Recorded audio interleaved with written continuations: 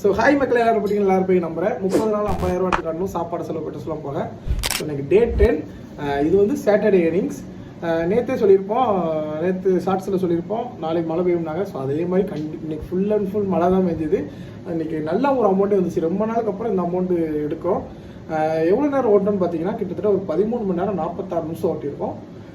எவ்வளோ அமௌண்ட் வந்துச்சுன்னா இன்சென்டிவ் சேர்க்காம 2,926 ரூபா வந்திருக்கு. இன்சென்டிவ் வந்து பார்த்தீங்கன்னா 2 இன்சென்டிவ், நார்மல் ஒன்று ஸ்பெஷல் ஒன்று. நார்மல் வந்து பார்த்தீங்கன்னா 840 ரூபா. இன்றைக்கி சேட்டர்டேங்கனால இன்றைக்கி இன்சென்டிவ் கூட. ஸ்பெஷல் வந்து பார்த்தீங்கன்னா 300 ரூபா.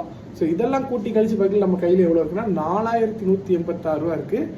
இதில் பெட்ரோல் செலவு பார்த்தீங்கன்னா இன்றைக்கி 500 ரூபாய்க்கு தான் பெட்ரோல் போட்டேன். ஏன்னா நேற்று 600 ரூபாய்க்கு போட்டிருந்தோமா.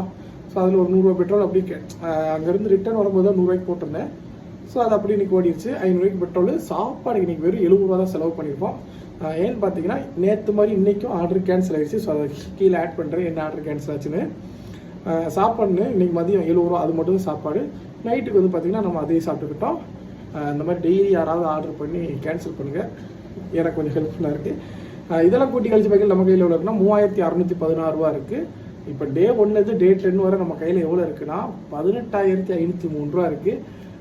10 நாளில் 18,000 ஒரு நல்ல அமௌண்ட் தான். ஏன்னா இப்போ 10 நாளில் 18 அப்போ 30 நாளைக்கு போனால் 56 ரூபா கணக்கு வருது.